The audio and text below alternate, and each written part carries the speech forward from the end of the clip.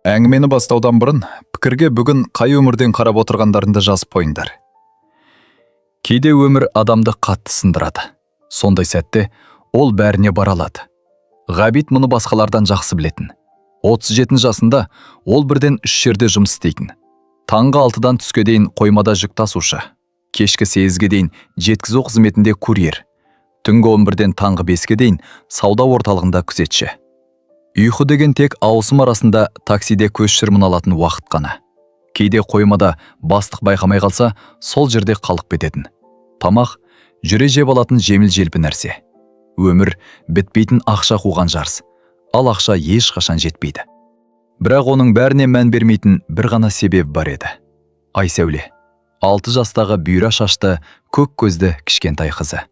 Бұл 3 жыл бұрын қатерлі ісіктен қайтыс болған, жұбайынан қалған жалғыз аманат. Бұл Ғабиттің өмір сүруіне себеп болған жалғыз адам. Және ол күн сайын сол себептен айырылып бара жатты. Айсәулеге бүйрек жұмысының ауыр жеткіліксіздігі деген диагноз қойылды. Дәрігерлер бұл сөзді жай ғана тұмауды айтып тұрғандай сабырлы жеткізді. Ал Ғабит қызы күн сайын әлсіреп бара жатқанын көріп жүрді. Беті ағарып кетті. 2-3 қадамнан кейін шаршайды, денесі ісініп барады. Бұрынғыдай күле алмайды. 3 ай, бәлкім сәл ұзақтау, жол болса, деді дәрігер.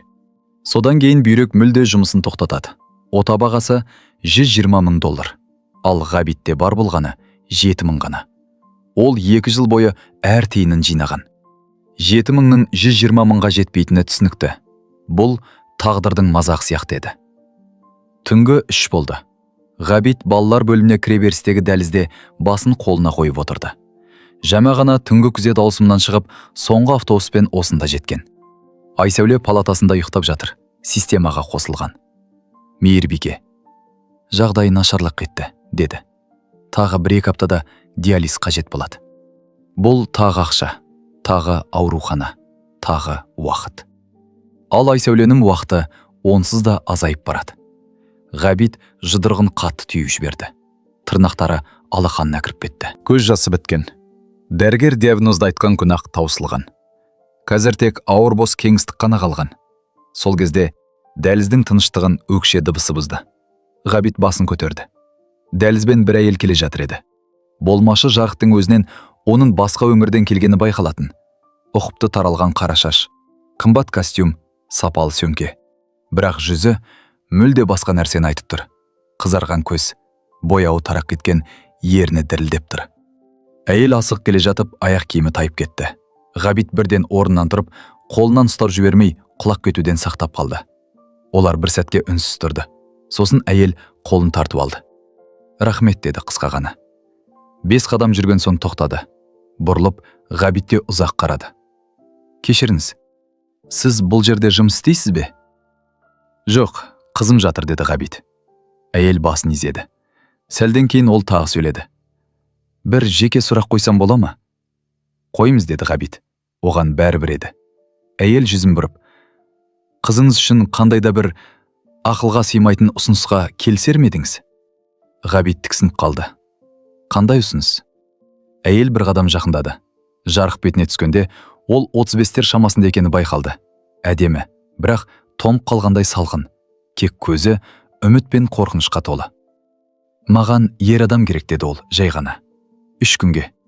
Алдағы демалыста. Ата-анамның 35 жылдық тойында менің жігітімнің рөлін ойнап беруіңіз қажет. Ғабит антаң болып қарап қалды. Сіз әзілдеп тұрсыз ба? Жоқ, деді әйел. Анам өлім аузында. Оның 4-ші саттағы қатерлі ісігі бар. 2-3 ай ғана қалды. Ол өмір бойы менің жалғыз жүргеніме уайымдайтын. Енді өмірден өтер алдында сол уайыммен кетпеу үшін мен оның ойынша жалғыз емес екенімді көрсеткім келеді. Мен сіздің жігітіңіз болып көрінейін дейсіз бе? Деді Ғабит сенбей. Иә, 3 күнге. Ата-анамның үйіне барып, жанымда жүріп, өзінде табиғи ұстау жеткілікті. Ол кідіріп барып, ол үшін сізге $50,000 төлеймін, деді. Ғабиттің дүниесі шайқалып кеткендей болды. 50,000. Операция үшін керек ақшаның жартысы. Айсәуленің өмірінің жартысы. Неге мен? Деді Ғабит қиналып. Мені мүлде танымайсыз ғой. Әйел ащы жымиып. Дәл сол себепті деді. Сіз менің әлемнен емессіз. Сіз шынайы адамсыз. Жұлдыз бетімен қолын сипап өтті. Мен танитын ер адамдардың бәрі кәсіпкерлер, банкерлер, заңгерлер. Олар өмірді ойын сияқты көреді. Оларға бәрібір. Ал маған шынайы адам керек. Өзін өзгертпейтін, менен жақсы өтірік айтпайтын, деді ол шаршап. Ғабит үндемеді. Ойы бытысып кетті. $50,000. 3 күн. Өтірік. Өліп бара жатқан анаға өтірік айту. Бірақ, Айсәуле. Мен сотталғанмын, деді ол күтпеген жерден. 3 жыл бұрын құрылыс орнынан темір ұрладым. Әйелімнің еміне ақша керек болды. Ол қатерлі ісіктен қайтыс болды. Мен құтқара алмадым. Жұлдыз ұзақ қарап тұрды да, басын жай ғана изеді. Маған сенің өткенің маңызды емес. Маған маңыздысы, түн ортасында қызының жанында отырған әкесін. Ол сөмкесінен визитка алып, Ғабитке ұсынды. Мен Жұлдыз Мырзабек. Мырзабек және серіктестер қаржы компаниясының директоры. Ертең күндіз сағат 2-де мына мекенжайға кел. Мен бәрін түсіндіремін. Келіссең, ақшаның жарысын бірден беремін. Қалғаны демалыстан кейін. Ғабит визитканы қолын алды. Қалың қағаз, алтын түсті әріптер. Мүлде басқа әлем. Ал егер мен келіспесем, онда бас тартасың, деді Жұлдыз сабырлы түрде. Мен басқа адам табамын. Бірақ ол Айсәуле жатқан жаққа көз тастады. Қызымыздың уақыты аз емес пе? Ғабит тамағын жұтып басын изеді. Онда бұл мүмкіндікті ойлап көр, деді Жұлдыз. Екеуім ішінде. Ол бұрылып кетіп бара жатып, есік алдында тоқтады. Айтпақшы, атың кім? Ғабит. Ғабит Қасымұлы. Жарайды, Ғабит. Ертең кездескенше. Жұлдыз кетіп қалды. Дәлізде тек қымбат иіссудің жұпар иісімен өкше дыбысы қалды. Түннің қалған бөлігін Ғабит ұйықтамады. Айсәуленің төсеуінің жанында отырып, оның кішкентай қолын ұстап, қалай ауыр тыныстап жатқанын бақылады. Әр демі күрес сияқты. Таңертең оның әкесі Алма келді. Ол ғана Айсәуленің жағдайын білетін. Екі баласын өзі бағып, мұғалім болып істесе де, үнемі көмектесуге тырысатын. Өте шаршап кетіпсің, деді Алма. Үйге барып бір ұйықтап ал. Жоқ, болмайды, деді Ғабит. Сағат 12-де жұмысым бар. Ғабит, сен бұлай жүре алмайсың. Өзіңді қотып аласың, деді Алма. Менің басқа таңдауым жоқ. Алма үнсіз қалды. Ол да түсінетін. Түстен кейін сағат 2-де Ғабит орталықтағы биік ғимараттың алдында тұрды. Шыны қабырғалар, болат, жарқыраған фасад. Кіреберістегі күзетші оны көріп сенімсіз қарады. Жұмыс киімі, шаршаған түрі. Бірақ Ғабит Жұлдыз Мырзабекке келдім дегенде күзетшінің түрі өзгерді. Оны 23-ші қабатқа дейін шығарып салды. Жұлдыздың кеңсесі өте үлкен еді.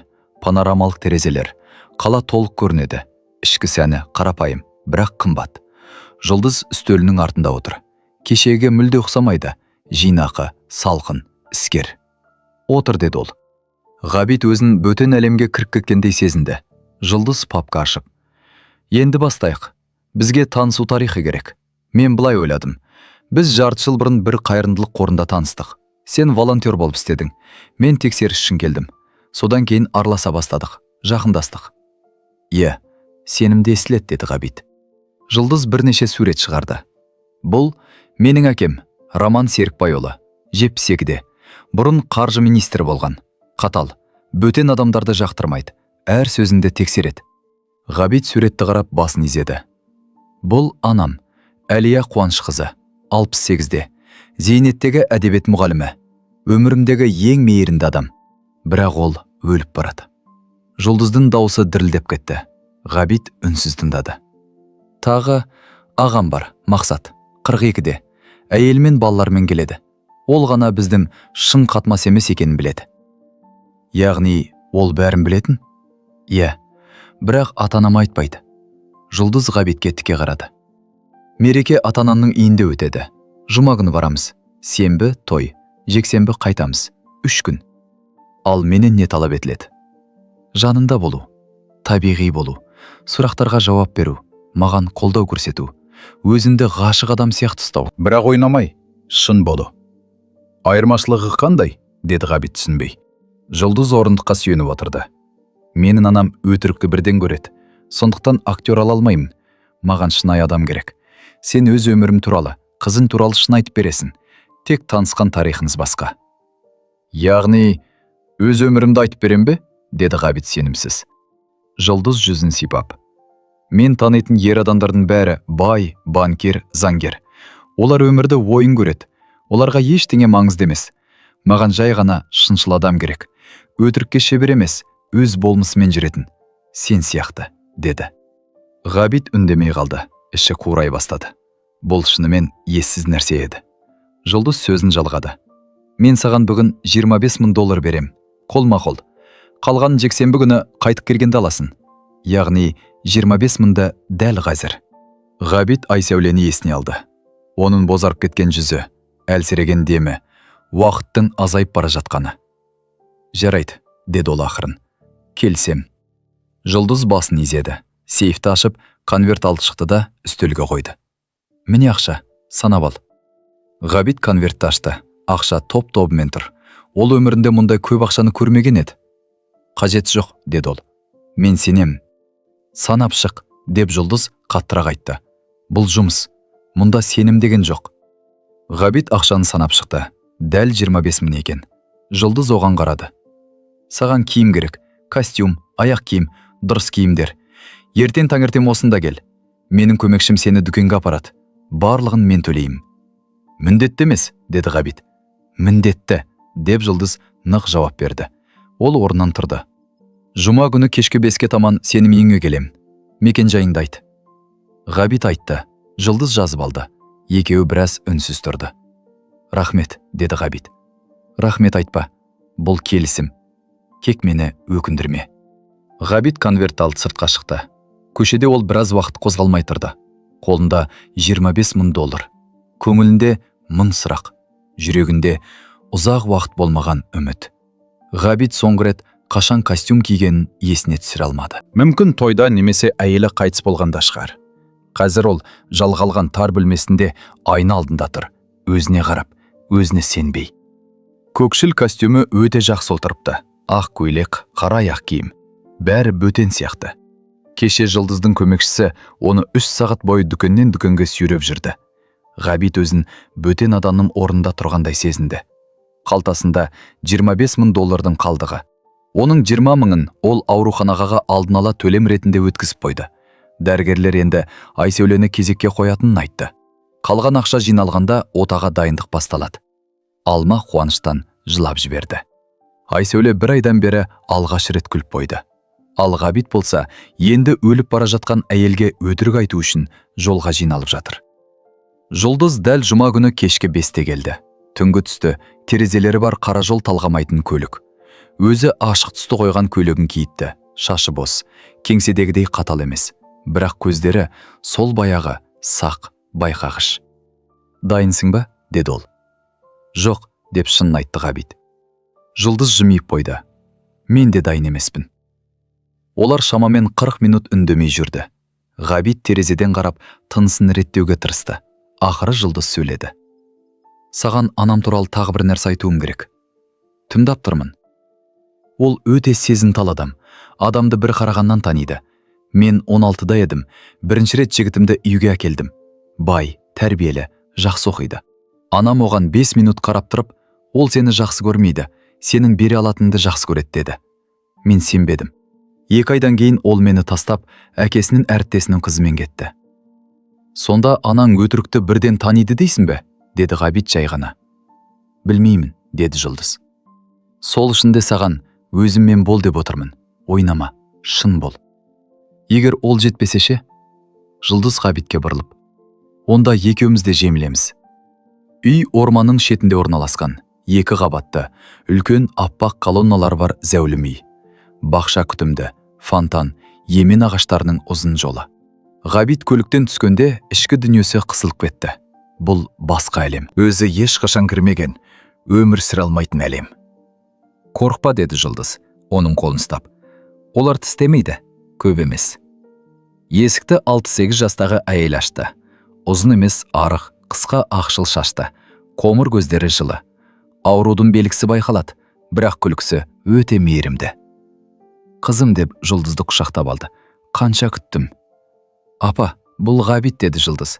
Ғабит Қасымұлы. Әлия Ғабитке қарап ұзақ зер салды. Ғабит өзін рентгенге түскендей сезінді.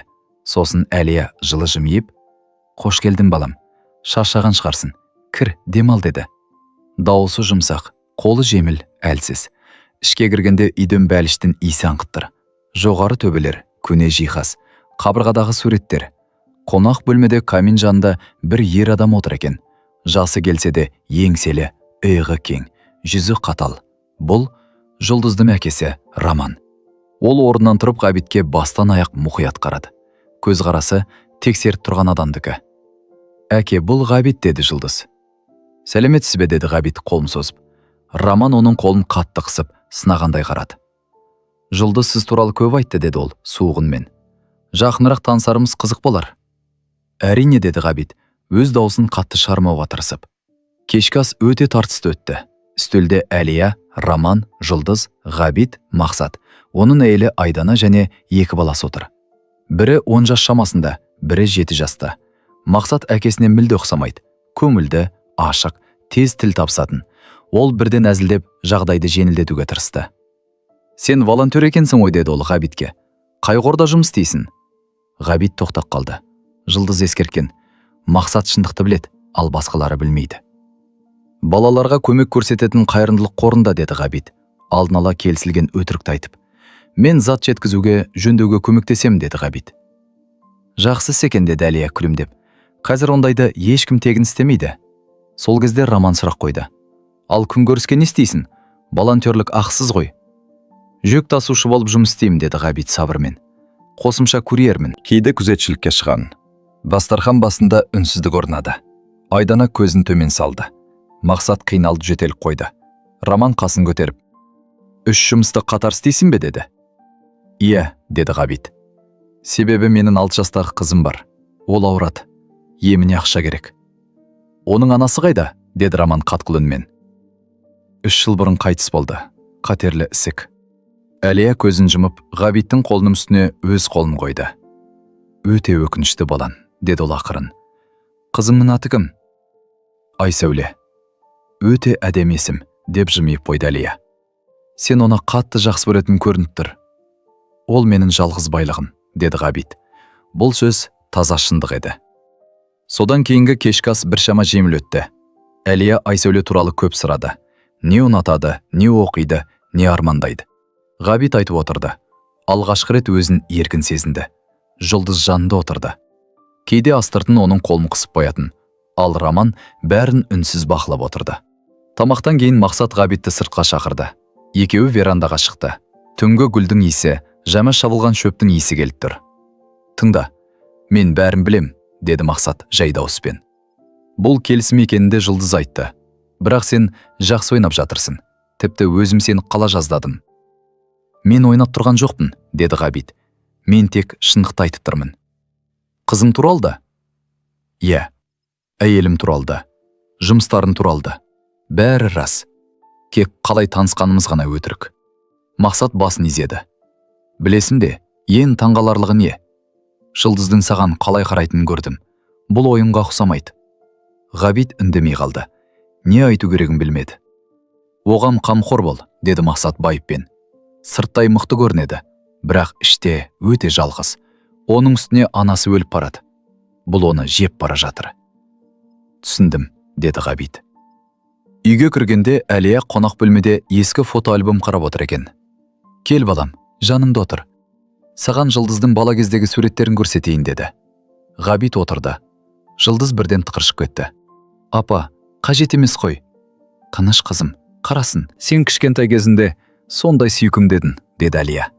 Фотоальбомдағы суреттер ескірген, өңі оңған. 5 жастағы Жұлдыз коспырмен, мектеп формасындағы Жұлдыз, түлектер кешіндегі Жұлдыз. Барлығында ол өте байсалды көрінеді. Күлсе де ішінен ойлы. «Ол кішкентайынан сондай еді», деді Әлия. «Мен оның ойнап, сурет салып, армандағанын қалар едім. Бірақ ол үнем сабақ оқыды, энциклопедия ақтарды, жоспар құрды». «Апа, қоя ғой», деді Жұлдыз жай дауыспен. Бірде ол 8 жаста еді, маған әдемі сурет салды. Ақ гүлдер. Сондай әдемі еді, мен жылап жібердім. «Неге сурет салмайсың?» деп сұрадым. Ол: «Бұл маңызды емес, маңыздысы ең үздік болу», деді. Әлия Жұлдызға сүйіспеншілікпен қарады. Содан бері ол сурет салмады. Бұл баяғы өткен нәрсе ғой, деді Жұлдыз қатты емесінмен. Иә, білем, деді Әлия. Бірақ мен сол суретті ешқашан ұмытпаймын. Себебі сол кезде сен бақытты едің. Ғабит Жұлдыздың көзінің жасқа толғанын көрді. Жұлдыз орнынан тұрып, кешіріңіз, маған ауа керек деп, верандаға шығып кетті. Ғабит артынан бармақ болды, бірақ Әлия тоқтатты. Бір сәт күте тұр. Өз-өзіне келіп алсын, деді ол. Сосын Ғабитке ұзақ қарап. Сен жақсы адамсың, деді. Оны қайдан білесіз? Көзіңнен. Қызың туралы айтқанымнан, Жұлдызға қарағанымнан. Әлия жымиып қойды. Мен 40 жыл мектепте жұмыс істедім. Адамдарды жақсы танимын. Ғабиттің бойын кінә сезімі басып кетті. Әлия апай, мен... Ол өзін мықты көрсетеді, деді Әлия жұмсағынмен. Бірақ ол өмір бойы жалғыз жүрді. Ал мен болмай қалған кезде дауысы дірілдеп кетті. Оған қамқор болшы балам. Ғабит жауап бере алмады. Тамаққа тас тұрғандай болды. Кек басын изей алды. Әлия оның қолын ақырын қақты. Енді бар, қызым сені күтеді. Ғабит Жұлдызды баққа түсетін баспалдақта тапты. Ол баспалдақта отырып, тізесінің құшақтап алған. Ығы дірілдеп тұр. Жұлдыз, деді Ғабит жай ғана. Жұлдыз жауап бермеді. Ғабит оның жанына келіп жай отырды. Тек қасында болды. Мен бұл үйді жек көрем, деді Жұлдыз ақыры. Әр бұрыш анамның бұрынғы бейнесін көрсетеді. Ол бақытты, дені сау кезін. Ал қазір ол сөніп барады. Ал мен ештеңе істей алмаймын. Сен қолдан келгеннің бәрін жасап жүрсің, деді Ғабит. Жоқ, мен оған өтірік айтып жүрмін. Бір бейтаныс адамды әкеліп, жалғыз емесмін деп сендіріп жүрмін. Бұл қатыгездік пе, әлде мейірімділік пе? Ғабит оның жылаған жүзіне қарады. Сен оған керек нәрсені беріп отырсың. Тыныштық. Сенің бақытты болатынына деген сенім. Бұл сүйіспеншілік емес пе, деді. Жұлдыз ұзақ қарап тұрды да, басын оның иығына қойды. Рахмет деп сыбырлады. Екеуі солай отырды. Тыныш. Түн жылы еді. Алыстан шегіртке дауысы шықты. Жасмин гүлінің иісі келіп тұрды. Ғабит не істеу керегін білмеді. Құшағына алсын ба, үндемесін бе? Бірақ осы сәтте бәрі табиғи, дұрыс сияқты көрінді. Әйелім қайтыс болған кезде, деді Ғабит жай ғана. Мен 2 апта бойы біздің бөлмеге кіре алмадым. Оның иісі, оның киімдері тұрған. Мен қонақ бөлмедегі диванда ұйықтап, көп ішіп жүрдім. Ай сәуле ауыр қылғанға дейін. Сол кезде түсіндім. Менің күйрек отыруға құқым жоқ. Өйткені ол қалды. Оған тірі, мықты, жанда болатын әке керек. Қалай шыдадың, деп сұрады Жұлдыз. Еш қалай, деді Ғабит. Жай ғана тұрып жүре бердім. Себебі басқа жол жоқ еді. Жұлдыз ауыр көсінді. Менде де енді жол жоқ сияқты. Бар, деді Ғабит. Сен анаңа үміт сыйлауды таңдадың. Бұл батыл қадам. Жұлдыз оның көзіне қарады. Шынымен солай ойлайсың ба? Иә, деді Ғабит. Бұл таза шындық еді. Келесі күні мереке болды. Таңнан бастап үйдімше абыр-сабыр. Дастархан жайылып, қонақтар келе бастады. Үйде күлкі, әңгіме, балалардың дауысы. Ғабит қолдан келгенше көмектесті. Орындық тасып, безендірулеп, Жұлдыздың жиендерімен ойнады. Мақсаттың балалары Арман мен Маржан өте шулы, бірақ тәттеді. Арман оны артынан ертіп, құпия жерлерді көрсетті. Маржан қайта-қайта «Мені иығына отырғызшы» деп сұрап мазалады. Әлия бәрін жылы жымиып қарады. Ал Роман бақылап отырды, бірақ еш жымиған жоқ. Мереке күндіз сағат 3 шамасында басталды. Үстелдер тағамға толы, музыка ойнап тұр. Ғабит пен Жұлдыз қол ұстасып отырды. Жұлдыз кейде оған еңкейіп сыбырлайтын, Ғабит жымиып қоятын. Сырт көзге олар шын жұп сияқты көрінді. Ал Ғабиттің ішінде кінә сезімі және басқа бір жылы сезім араласып жатты. Роман орнынан тұрып, махаббат үшін деді. Менің Әлияммен бірге өткен 35 жыл үшін, біз жеңген қиындықтар үшін және алда не күтіп тұрса да, соңғы сөздері ауыр шықты. Себебі алда қоштасу. Әлия күйеуін құшақтап алды. Қонақтар қол соқты. Жұлдыз Ғабиттің қолын соншалық қатты қысып жіберді, тіпті ауырып кетті. Кеш тарқап қонақтар кеткен соң, Ғабит ұйықтай алмады. Ол 2-ші қабаттағы қонақ бөлмесіне орналастырылған. Ал Жұлдыз өз бөлмесіне кетті. Ғабит төсекте жатып бүгінгі күнді ойлады. Әлияның сөздері, Романның суық көзқарасы, Жұлдыздың қолы. Түн ортасында, шамамен түнгі 2-де төменгі қабаттан бәсең дауыстар естілді. Ғабит шығып баспалдаққа жақындады. Кабинет есігі жартылай ашық, іште жарық. «Тексердің бе оны?» деді Романның суық даусы. «Иә», деді бөгде ер адам. Ғабит тоқтап қалды. «Қандай нәтиже?» Ғабит Қасымұлы, жасы 37-де. 3 төмен жалақысы бар жұмыс. 5 жыл бұрын темір ұрлығы үшін шартты жазалған. Әйелі 3 жыл бұрын қайтыс болған. Қызы 6 жаста. Ауыр бүйрек ауруы. «Демек сотталған», деді Роман. «Құжат бойынша ұры». «Иә, бірақ әйелінің емі үшін ақша керек болыпты». «Маған бәрібір, ол ұры. Ол менің қызымның жанында». Ғабиттің жүрегі тоқтап қалғандай болды. Ұят, қорқыныш, үрей бірден қысып жіберді. Ол бөлмесіне жүгірді. Кету керек, кес. Бөлме есігін ашқанда төсегінде Жұлдыз отыр. Пижамада, шашы тарап кеткен, көзі шаршаған. «Сен естідің бе?» деді ол жай дауыспен. Ғабит басын изеді. «Мен қазір кетемін». «Жоқ», деді Жұлдыз. «Ол дұрыс емес». «Жұлдыз, мен сотталған адаммын. Мен бұл жерде болмауым керек». Жұлдыз оған жақындап келді. «Бұл ештеңені өзгертпейді». «Нені?» «Мен сені қандай адам ретінде көретінімді». «Сен көріп тұрсың», деді Ғабит ащы дауыспен. «Ақшаның артынан ерген адамды ма?» «Жоқ», деді Жұлдыз. «Мен өз баласы үшін бәріне дайын әкені көріп тұрмын. Әйелін жоғалтса да сынбаған адамды. 3 жұмыста жүріп, қызымен ауруханаға баратын адамды. Мен нағыз адамды көріп тұрмын». Ол сөзін нығайтты. «Сенім өткенің маған кедергі емес». Ғабит антан болып тұрды. «Қалшы», деді Жұлдыз. «Бір-ақ күн, соңына дейін бірге болайық». «Егер әкең анаң айтып қойса?» «Айтпайды. Ол ананды жақсы көреді, жүрегін ауыртпайды». Ұзақ үнсіздіктен кейін Ғабит: «Жарайды, бір күн», деді. Жұлдыз жеңіл дем алып оны құшақтады. «Рахмет». Ғабит сасқалақтап тұрды да ақырындап құшақтады. Жұлдыздың иісі гүл сияқты жеңіледі. Ол жылы еді, кіреді. Сол сәтте Ғабит оның өзіне жақындап бара жатқанын түсінді. Таң атқанда оны әпкесі Алма оятты. Дауысы дірілдеп тұрды. «Айсәулені жедел жәрдеммен алып кетті. Жағдайы өте ауыр. Дәрігерлер ертеңге дейін шыдамауы мүмкін. Шұғыл ота керек», деді. Ғабиттің бүкіл әлемі құлады. Жүрегі атшатылап, қолы дірілдеп кетті. Ол бір сәтте киініп телефонын алып Жұлдызды оятты. Жұлдыз бірден машинаның кілтін алып: «Отыр», деді. «Мен жүргіземін». Ол кенет мүлде басқа адамға айналды. Батыл, шешімді, өмір үшін күресіп тұрған жанға. Көлік жолға шыққанда Жұлдыз бар жылдамдықпен айдап кетті. Қызыл шамнан да өтті. Ережені де елемеді. Ғабиттің қолы есік тұтқасын қатты қысып тұрды. Оның ақылынан айырылып кетпені көмектесіп тұрған жалғыз нәрсе Жұлдыздың жай дауысы еді. «Бәрі жақсы болады», деп ол сыбырлап қайталай берді. Паника ұстай бастағанда Жұлдыз оның қолын қатты ұстап тыныштандырып отырды. Жас хирург операция алдында жалпы соманы айтты. «Ота $120 000 тұрады». Ғабиттің қалтасында бар болғаны $7 000 ғана еді. Оның әлемі тағы бір рет құлады. Ол көзін жұмып, бәрін тастап кетуге дайын болды. Сонда Жұлдыз сабырлы дауыспен: «Мен бәрін төлеймін, қарсы болма», деді. Ғабит бас тартпақ болды. «Бұл келісімнің шарт емес. Бұл масқара жағдай». Жұлдыз оның сөзін бөліп: «Бұл келісім емес. Бұл маңызды нәрсе», деді. Ол Ғабиттің көзіне тіке қарады. Жұлдыз операция кезінде жанынан бір қадамда алыстаған жоқ. Олар бірге 8 сағат күтті.